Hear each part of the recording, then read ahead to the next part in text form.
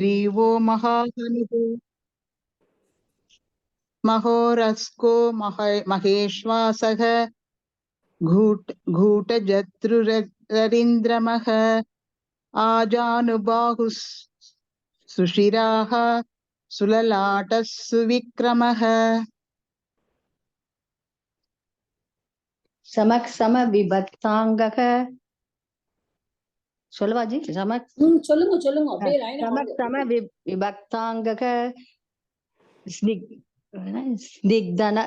स्निग्ध वर्णक प्रतापवान पीनवक्षाट विशालाक्षो लक्ष्मीवांशु शुभक्ष लक्षणः दर्भज्ञः सत्यसन्धश्च प्रजानां च हिते रतक यशस्वी ज्ञान संपन्नः शुचिर्वश्य समाधिमान् प्रजापति समश्रीमान् दाता रिपुनिषूदनः रक्षिता जीवलोकस्य धर्मस्य परिरक्षिता रक्षिता स्वस्य धर्मस्य स्वजनस्य च रक्षिता तत्त्वज्ञः धनुर्वेदे च निष्ठितः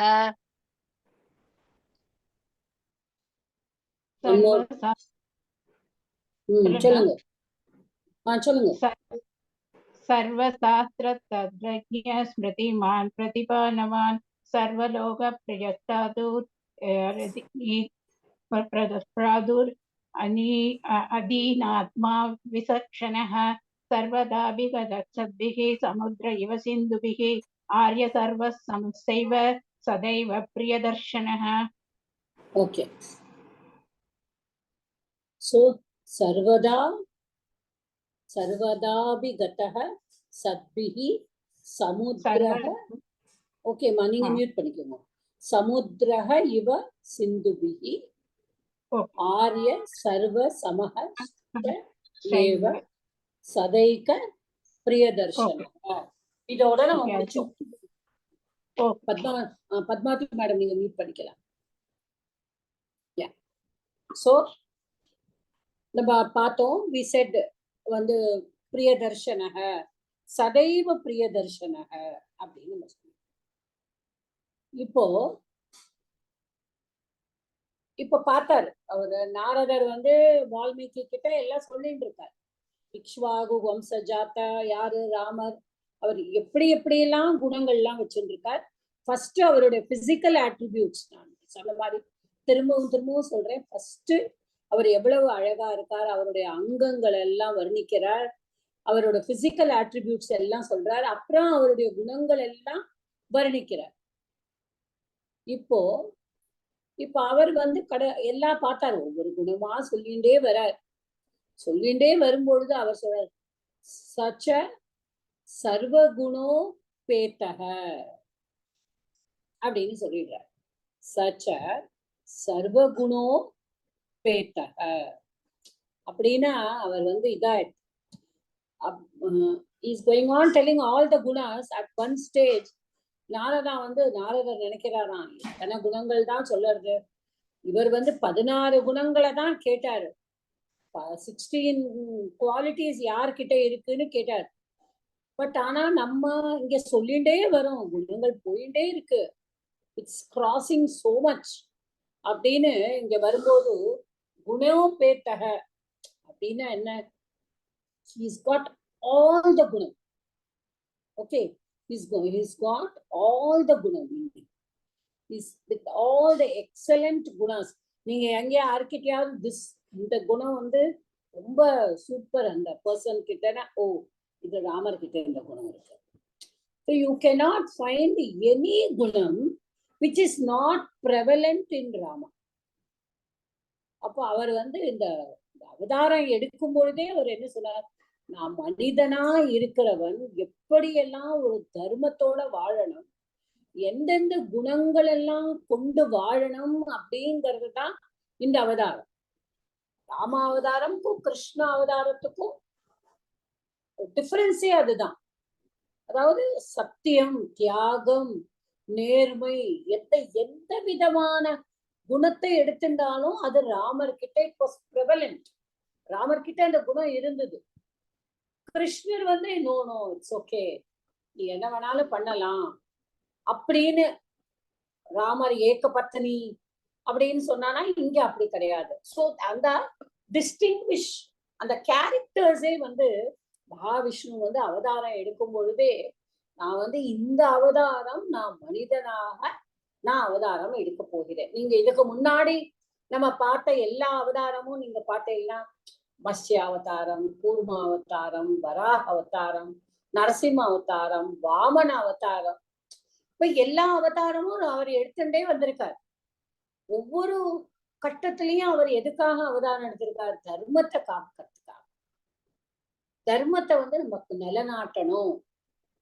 தர்மம் வந்து நம்ம என்னைக்குமே தர்மம் வந்து போயிடக்கூடாது அப்படின்னு சொல்லிதான் மகாவிஷ்ணு வந்து ஒவ்வொரு அவதாரமும் எடுத்துட்டு இருக்காரு. ஆனா அவர் ஒவ்வொரு அவதாரமும் எடுக்கும் பொழுது பார்த்தீங்கன்னா டிஃப்ரெண்டா இருக்கு. பரசுராமனோட அவதாரம் நீங்க பார்த்தீங்கன்னா, it is mainly he was against the க்ஷத்ரியாஸ்.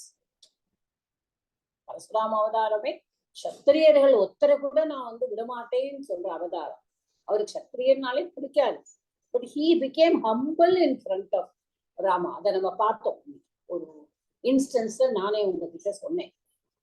So இந்த அவதாரம், இந்த மனித அவதாரம் எடுக்கிறதுக்கு காரணமே மனிதர்கள் எப்படி வாழணும் ஒரு பூலோகத்துல. ஏன்னா கடவுள் வந்து சிருஷ்டிக்கிறார். மகாவிஷ்ணு வந்து விஷ்ணு வந்து நாரதரை சிருஷ்டிக்கிறார்.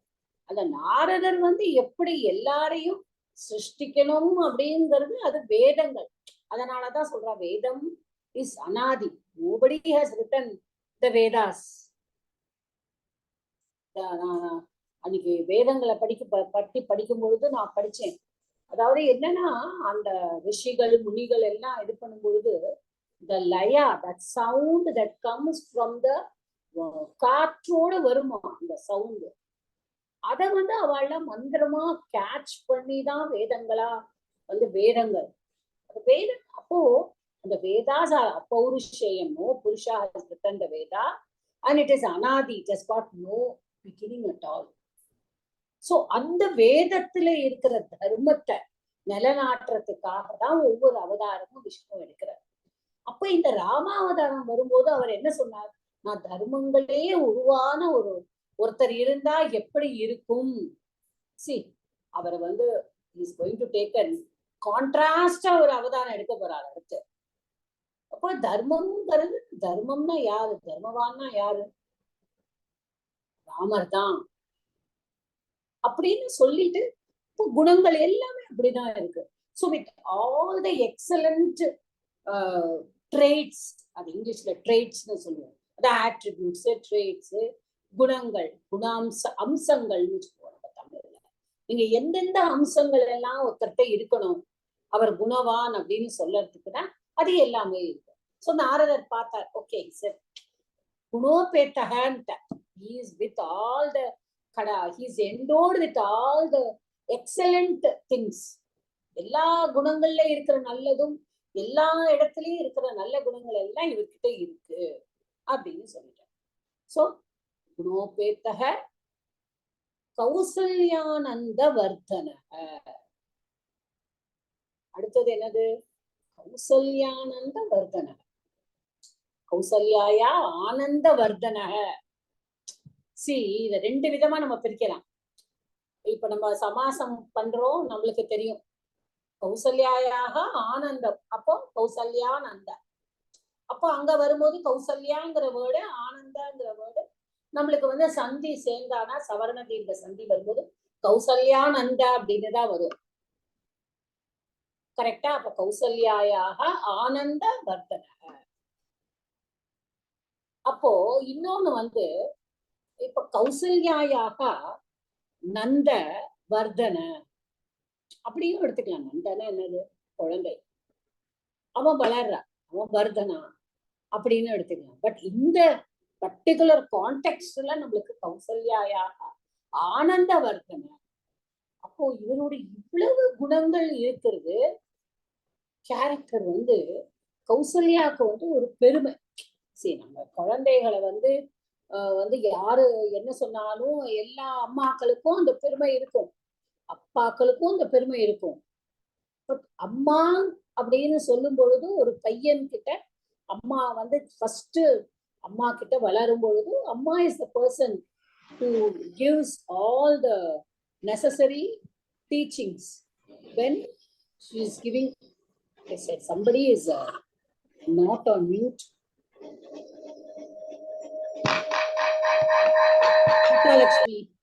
Sita Lakshmi madam, please mute yourself. Yeah, பயங்கரமா சத்தம். ஸோ இந்த கௌசல்யா வந்து ரொம்ப ரொம்ப சந்தோஷம், ரொம்ப பெருமை. ஏன்னா யாரு வந்தாலும் விஸ்வாமித்திரர் வந்து சொல்றாரு, உங்க பையன் மாதிரி ஒரு பையன் கிடையவே கிடையாது. நான் வந்து காட்டுக்கு கூட்டிட்டு போனேன், அவர் வந்து ராட்சசாலெல்லாம் இப்படி இது பண்ணினார். he was so cooperative, சத்தம் போட்டு கூட பேசல, so obedient. இது அவா சொல்ற. வசிஷ்டர் அதுக்கு மேல, அப்புறம் எல்லாத்துக்கும் மேல she is so proud of her son. ஏன்னா she is not a mother who said, ஏன் உங்க அப்பா காட்டுக்கு போ சொன்னா, கைகே அம்மா சொன்னான்னு சொல்லிட்டு பரதன் வந்து Bharathan has to become the king and you have to go to the forest அப்படின்னு சொன்னானா, why my son அப்படின்னு அவன் சொல்லலையா. இவர் வந்து அம்மா நமஸ்காரம் பண்ணிட்டு அப்பா இப்படி சொன்னா நான் போறேன்னு she looked at him very very proudly. ஆனந்தமா பார்த்தான், நம்ம பையன் இவன், நம்ம பையனா இப்படிதான் இருப்பான், இவன் இப்படிதான். So she every moment யார் யாரு என்னென்ன சொன்னாலும் she becomes very very happy. அதனாலதான் கௌசல்யாயா ஆனந்தவர்தன. அவரு அதுவும் அவரோட ஆனந்தத்தை அவர் கூட்டுகிறார் அவருடைய குணங்களால. See, now because he is endowed with all the good qualities. அவருக்கு கடவுள் அவருக்கு கொடுக்கப்பட்ட எல்லா குவாலிட்டியுமே உத்தமமானது. கௌசல்யா வந்து ஒரு சின்ன இன்ஸ்டன்ஸ் இதுல வந்து என்னன்னா, முன்னாடியே சொல்லியிருப்பேன்னு நினைக்கிறேன். அவர் வந்து காட்டுக்கு போகும்போது கௌசல்யா வந்து நானும் வருவேன்னு, நோ அம்மா யூ டேக் கேர் ஆஃப் அப்பா. அப்ப தசரதர் வந்து he was alive இல்லையா. அப்ப நீங்க வந்து பாத்துக்கோங்க, வந்து Sita is coming, she is coming to take care of me, you take care of அப்பா அப்படின்னு சொல்லிட்டு he said don't come, உங்களோட டியூட்டியை நீங்க பார்க்கணும். he went to the forest. இப்போ தசரதர் இஸ் நோ மோர். அவரை வந்து ராமர் இல்லைன்னு அவரு காலமாய். அப்புறமா இவாள்லாம் சித்திரக்கூடம் போறா. சித்திரக்கூட்டம் போகிறதுக்கு முன்னாடி ஃபர்ஸ்ட் வந்து பரதன் கம்ஸ். பரதன் வந்த உடனே she is little agitated. கொஞ்சம் கோபம் வரதானேமா செய்யும், யாரா இருந்தாலும். நம்ம பையன் வந்து காட்டுக்கு போயிருக்கான், அது பரதன் தான் ஆளணும் அப்படின்னு சொன்னதுனால எல்லாரோட மனசுலயும் என்ன தோணும், பரதன் வந்து அவ அம்மா கிட்ட அப்படி சொல்லியிருப்பானோ அப்படிங்கிற ஒரு எண்ணம் வரும். அது சகஜம். கரெக்டா. என்னதான் வந்து கௌசல்யா வந்து ஒரு பயங்கர விஷ்ணு பக்தை, எப்போதும் விஷ்ணுக்கு பூஜை பண்ணினதுனாலதான் கடவுளே அவதாரம் ஆகிறார் அப்படின்னு சொன்னானா, அவர் கடவுள் வந்து யாரோட வயிற்றுல பிறக்கணும் அப்படிங்கிறது கடவுள் தான் தேர்ந்தெடுக்கிறார். கரெக்டா. இப்ப நம்மளே இருக்கோம், you cannot choose your parents, you cannot choose them, right? God only gives us. இவாதான் நம்ம அப்பா அப்படின்னு சொல்லிட்டு. You can choose whoever you are going to marry, you can choose. You can choose your friends, you can choose anything, but you cannot choose your parents. அதே ஆனா கடவுள் என்ன பண்ண, அதே you cannot choose. ஆனா God என்ன பண்றாரு, அவர் வந்து யாரோட வயிற்றுல பிறக்கணுங்கிறத அவர் முடிவு பண்றாரு. ஏன்னா அவர் அவதாரமா மனுஷனோட அவதாரமா எடுத்து வர்றார். அப்போ விஷ்ணு பக்தை கௌசல்யா வந்து ஒரு பெரிய விஷ்ணு பக்தை. அதனால அந்த மகாவிஷ்ணு வந்து அவ வயிற்றுல பிறக்கணும்னு முடிவு பண்றாரு. பிறந்ததுல இருந்து she looks at all his characters, she is very happy. எல்லாம் சரி, நம்ம பையன் நாளைக்கு ராஜாவாக போறாங்கும் பொழுது இந்த மாதிரி காட்டுக்கு போகணும், பரதன் வந்து ஆள போறான், Bharathan is going to be crowned as the king. Bharathan பாவம், he doesn't even know anything. he is going to KK தேசம். அங்கிருந்து வரான். வரும்பொழுது he hears all this. இதெல்லாம் வந்த உடனே he comes to Kaikeyi. Kaikeyi கொஞ்சம் கோவம், சாரி கௌசல்யாவுக்கு கொஞ்சம் கோவம். நீ என்ன இப்படி பண்ணிட்டேன்னா அப்படியே சாஷ்டாங்கமா விழுந்துடுறான். அம்மா எனக்கு ஒண்ணுமே தெரியாதுமா, எனக்கே இங்க வந்தப்புறம்தான் எனக்கு எல்லாமே தெரியும், எனக்கு ஒண்ணுமே தெரியாது. He was not there. He came only when his father passed away. எனக்கு ஒண்ணுமே இங்க என்ன நடந்ததுன்னு கூட எனக்கு தெரியாது அப்படின்னு சொன்னோன்னா அப்படியே கத்தின்னுடுறா பரதனை. நான் தப்பு பண்ணிட்டேன்ப்பா, நீ எனக்கு மன்னிச்சிரு, நான் மேல கொஞ்சம் கோவப்பட்டுட்டேன். நான் முதலையே யோசிச்சிருக்கணும், நீ ராமரோட தம்பியா. see she what words she is using அந்த இடத்துல. நீ ராமரோட தம்பியா இருக்கும் பொழுது நீ தர்மவானாதான் இருப்ப. நீ ராமரோட தம்பியா இருக்கிறதுனால நீ கண்டிப்பா நீயும் தர்மவானாதான் இருப்ப. நீ இந்த மாதிரி சொல்லியிருக்கவே முடியாதுங்கிறத நான் ஏன் யோசிக்கல, ஏன்னா நீ யாரு, நீ ராமரோட தம்பியாச்சு. she never said because he was மாதிரி பேச்சு வந்த உடனே she misunderstood. ஆனா she came to senses and she said so. அப்போ பாருங்க, அப்போ அவளே சந்தோஷப்பட்டான். ஓகே பரவாயில்ல, ராமர் இல்லைன்னா நீ ஆண்டுப்போ. Ramar took her to சித்திரக்கூட்டம் along with him after the passing away of the father. அவர் போய் ராமரை நீங்க வாங்கோ, நீங்க தான் ஆளணும், நான் மாட்டேன்னு சொல்லும் போது கௌசல்யா கூட கூட்டிட்டு போ. ஆனா கௌசல்யா ராமரை பார்த்து ஒரு வார்த்தை கூட நான் உன் கூட இருக்கேன், ஏன்னா நீ முன்னாடி என்ன சொன்ன, நீங்க அப்பாவை பார்த்துக்கோங்கோ அப்படின்னு சொன்ன, இப்ப அப்பா இல்ல நான் உன் கூட இருக்கேன் அப்படின்னு சொல்லியிருந்தா ராமர் கூட ஒத்துன்னு இருப்பாரோ. But Kausalya never uttered a word. ஏன் அப்படின்னா she said Bharathan is also my son. என்ன ராமர் எப்படி பார்த்துப்பாரோ அதே மாதிரிதான் பரதனும் பார்த்துக்க போறான். ஏன்னா இவன் அப்ப கூட என்ன சொல்றா, இவன் ராமனோட தம்பி. சோ எவ்வளவு பாருங்க அந்த குணங்கள் எல்லாம். அதாவது ஒருத்தர் சொல்லிருந்த தியாகம் அப்படின்னு சொன்னாலே ராமாயணத்துல இருந்துதான் நம்ம கத்துக்கணும்.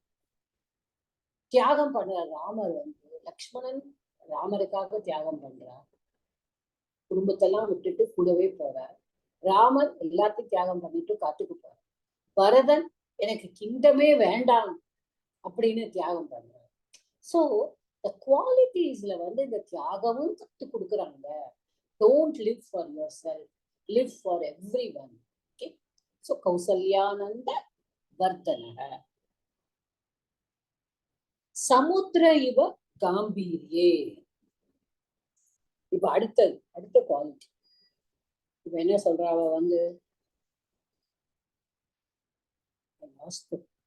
பேஜ் அது போன்ல எத்தனை நம்ம 17th தானே பண்றோம்.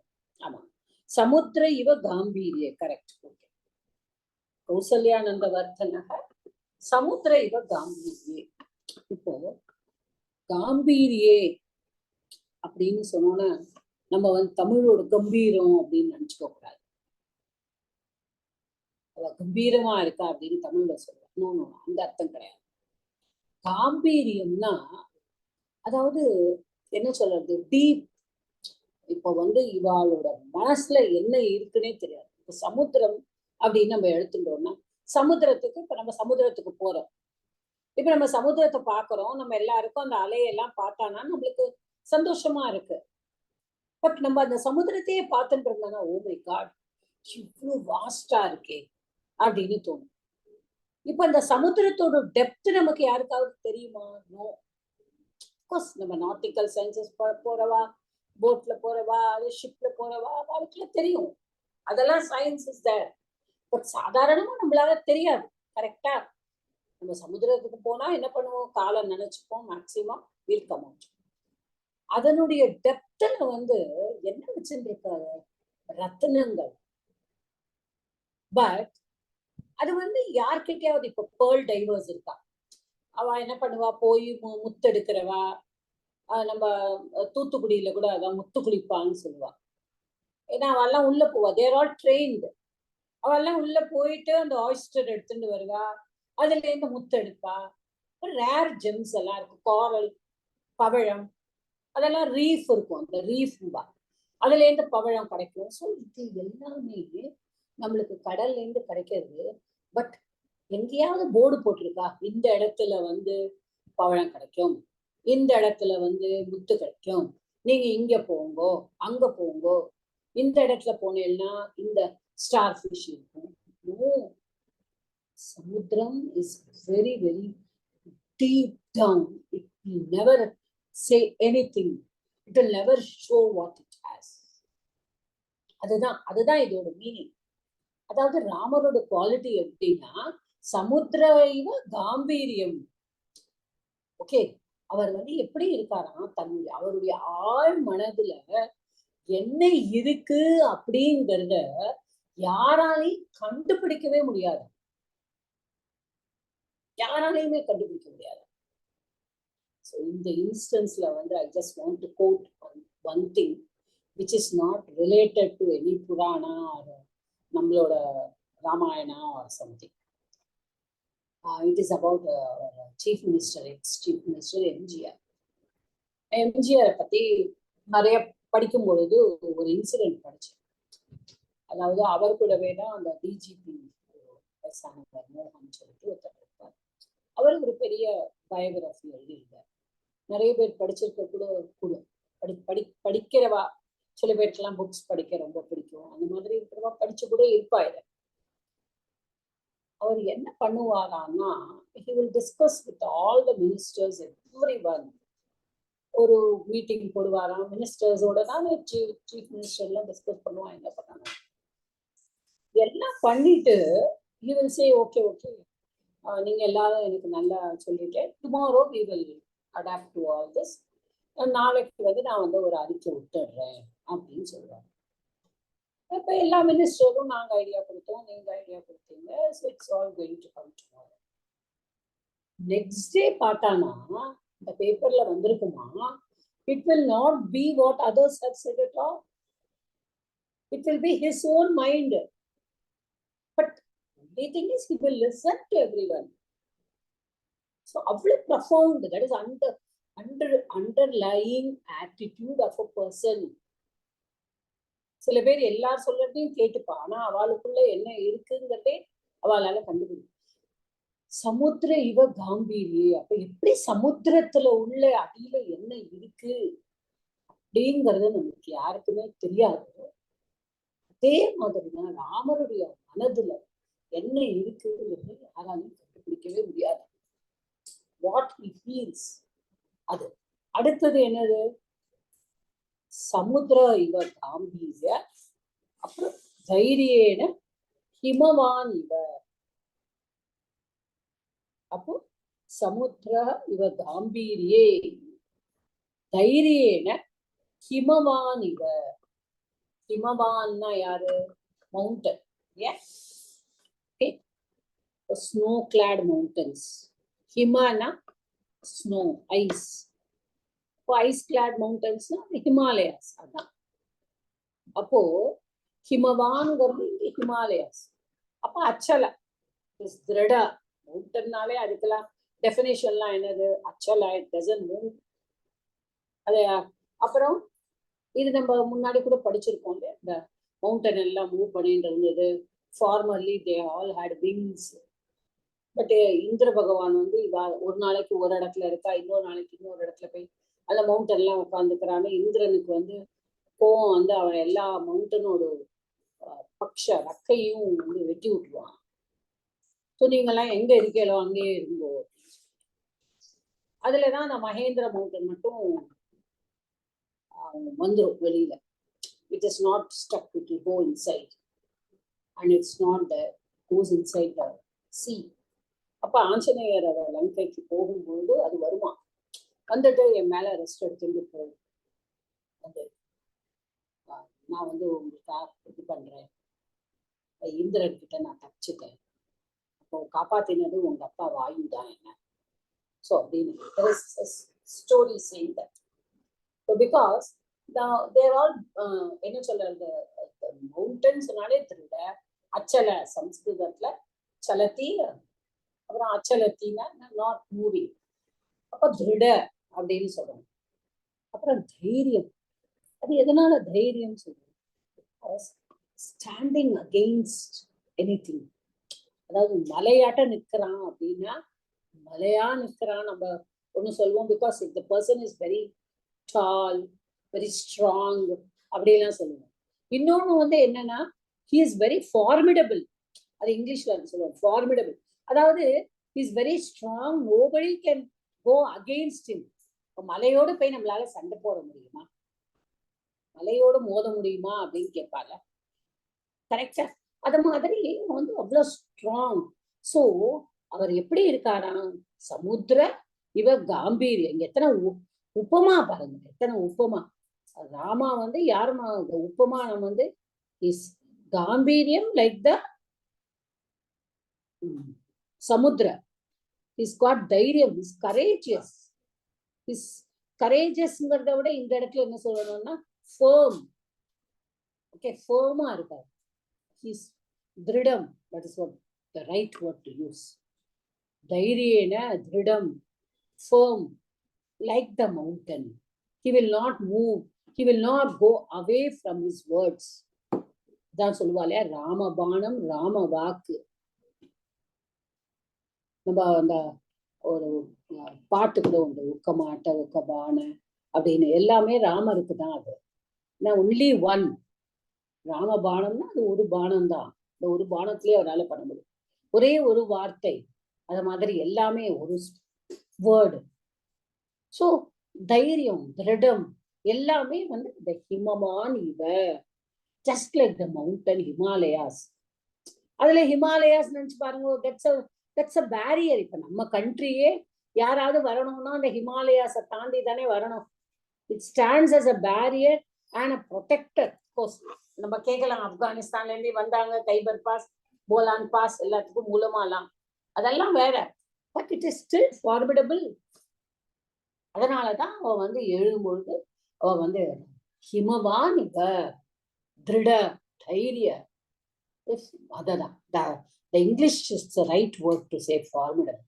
தமிழ்ல வந்து நம்ம சொல்லணும்னா ஒரு தைரியமா, ஒரு திடமாக நிக்கிறது. அதுங்கிறது மலையை போல, மலையை போல, சமுத்திரத்தை போல. சோ இதெல்லாம் அவரோட குவாலிட்டிஸ். ஓகே, சோ ஹிமவான் இவ. சோ இதுல வந்து திரும்பவும் சொல்றேன், சகுணோ சர்வகுணோபேத கௌசல்யா நந்தவர்தன காம்பீரிய சமுத்திரஹ இவ தைரியேன ஹிமவான்.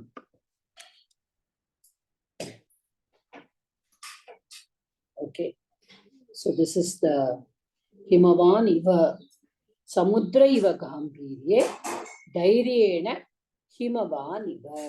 Okay, இப்போ இந்த இதுல என்னென்ன இருக்குங்கிறத மட்டும் பார்ப்போம். கௌசல்யானந்த வர்தன, கௌசல்யா ஆனந்த வர்தன அப்படி எடுத்துட்டோம்னா தீர்க்க சந்தியா எடுத்துக்கலாம். அப்புறமா வந்து வேற என்ன வருது இதுல? சமாசத்துல அதேதான் நான் சொன்ன மாதிரி கௌசல்யாய முதல்ல நம்ம எப்படி பண்ணலாம்? ஆனந்த வர்தன, ஆனந்தஸ்ய வர்தன அப்படி எடுத்துக்கலாம். கௌசல்யானந்த வர்தன, கௌசல்யாயா ஆனந்த அப்படின்னு ஒரு பாகம். அப்புறம் ஆனந்தஸ்ய வர்தன, ஆனந்த வர்தன ஷஷ்டி தத்புருஷ. வர்தனக அப்படிங்கிறது விருத் தாத்து பிளஸ் லுட் பிரத்யம். ஓகே, அப்ப காம்பீரியம் அப்படிங்கிறது கம்பீர பிளஸ் ஷஞ்சிங்க. ஓகே, ஷஞ்ச் அதுதான் காம்பீரிய. அப்புறம் ஹிமவான், ஹிம பிளஸ் நம்மளுக்கு மத்து பிரத்யம். ஹிமம் அஸ்மின் அஸ்தி இதி ஹிமவா, ஹிமவத்து வரும், அது Himavan. So this is what is about that. I hope you are all reading it.